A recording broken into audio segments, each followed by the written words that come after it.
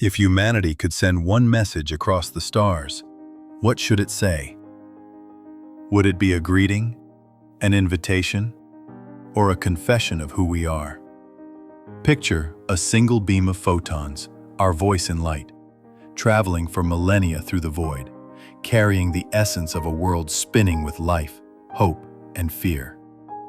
We have listened for decades. Big radio dishes scanning the heavens for a whisper of intelligence. But what if, instead of waiting to hear, we decided we must speak, deliberately, wisely, and with purpose? This is the story of humanity's first true interstellar message, and the question of whether we're ready to speak for Earth. For much of human history, the cosmos has remained silent. Since the late 20th century, programs like SETI Institute have trained enormous antennas on the sky, listening for unnatural patterns that might imply alien technology. Yet all we have heard is the cosmic hum of stars, the hiss of background radiation, the stillness of deep space. In parallel, a new movement emerged, METI International, Messaging Extraterrestrial Intelligence, which asks, instead of just listening, maybe we should send. In 1974, the Arecibo Observatory in Puerto Rico transmitted the famed Arecibo message. 1,679 bits of data beamed toward the globular star cluster Messier 13, M13, about 25,000 light-years away. The message lasted under 3 minutes, sent at 2,380 megahertz via a 300-meter dish. It was more than a broadcast. It was a symbol. A baby civilization leaning out into the dark and saying, "Hello." But it was not crafted as a serious invitation. It was a technological demonstration. Today, with plans for new probes, exoplanet discoveries, and rapidly advancing communications tech, we might finally have the means not only to send, but to design a message worthy of humanity. And so the silence before the signal becomes a threshold. Do we cross it? Language is what binds a culture. But in this context, culture doesn't matter. Only intelligibility does. If we speak to a being that has never seen our sky, our seas, or our genome, how do we begin? We reach for universals, not dogma, not myth, but mathematics, physics, the language of the cosmos, binary digits, 0 and 1, prime numbers, the hydrogen line, the speed of light. These are not human-centric. They are cosmic. The Arecibo message began with the numbers 1 to 10, then listed atomic numbers 1, 6, 7, 8. 15 for hydrogen, carbon, nitrogen, oxygen, and phosphorus, the building blocks of DNA.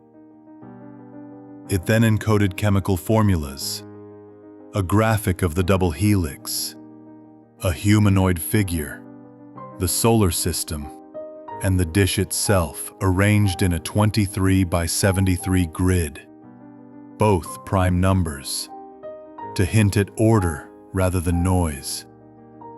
But if that was the starter message, what comes next? Future designs imagine layering mathematics with music, the universal art of vibration, images encoded as pulses, maybe even logic puzzles that any intelligence must solve to continue. And the message might be a puzzle by design, not just information, but an invitation to think. Because when we send a message, we don't only say what we are, we say that we are. That intelligence has arisen on this world. In that sense, the message becomes less about the content and more about the act of reaching. What would we choose to send? This is the most human question in the entire endeavor. Do we show only our triumphs, the soaring rockets, the music, the science? Or do we also show our frailties, the wars, the extinctions, the hubris? In 1977, the Voyager 1 and Voyager 2 spacecraft carried the golden records. Copper discs with greetings in 55 languages, images of Earth, natural sounds, and music from Mozart to Chuck Berry. They did not carry war footage or pollution statistics. That choice was deliberate, to present what we value. Yet today we face a different context. Climate change, nuclear arsenals, biodiversity loss. Realities that shape how the universe might see us if we expose ourselves. Some ethicists say honesty is mandatory.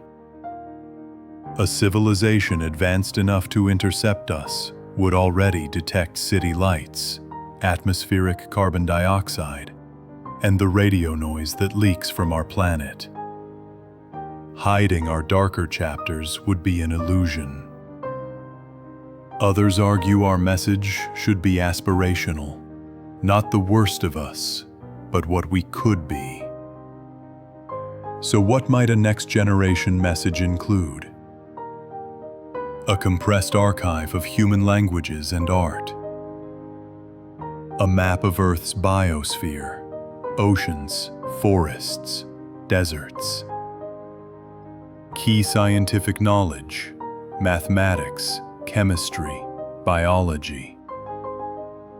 A human voice saying, "We are Earth." We seek, and silence too. The audio of wind over dunes, the heartbeat of a newborn, something that transcends speech. And yet, we must weigh curation against honesty. Because if we send only a sanitized version of ourselves, the receiver might judge us by what we omit. Thus, the message becomes not just a greeting, but a mirror held up to our own species. When you speak, you risk hearing an answer. This is the moment many scientists find most uncomfortable. The so-called dark forest theory, popularized in science fiction, warns that silence may be survival. Every civilization that speaks reveals its location, and location equals vulnerability. While this is speculative, it raises a tangible question. Do we have the right to decide for Earth whether to broadcast?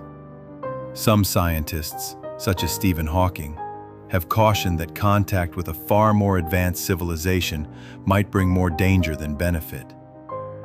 Yet others emphasize that the bigger risk is never trying, that curiosity defines us. There is no global treaty governing these messages. Organizations like METI operate with limited oversight, which means our first true message to the stars could be designed by a small group, yet represent all of humanity. And if a reply ever arrives, decades, centuries, or millennia hence, the decision of who opens it, who deciphers it, who responds, will be far more consequential than the initial transmission. Our message might be humanity's legacy, but the reply will shape our future. Thus, it's not only what we send, but how we send it, with what humility, intent, and forethought. A single message isn't the end. It's the beginning of a potential dialogue stretched across time and space. Picture this. We transmit a beam today. It travels for 50,000 years, perhaps received, perhaps not. A reply might come back after another 50,000 years. Our cities, Our politics, our species might be gone. Yet our signal drifts on. Already, there are proposals, such as the Interstellar probe concept studied by NASA, that aim to send crafts beyond the heliosphere and eventually into interstellar space, carrying our story.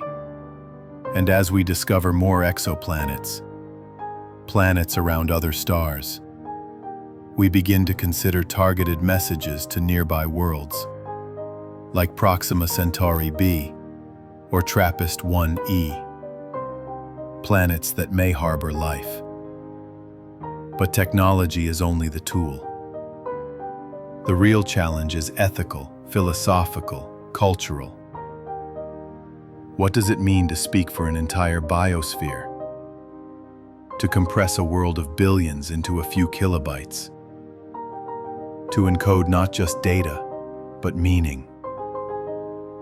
In sending our first message, we acknowledge that we exist not just as individuals, nations, or species, but as stewards of a singular blue world, reaching outward into the cosmos. And in that act, even if no one ever receives our signal, we transform ourselves. We become aware that our voices matter, that our existence is not incidental.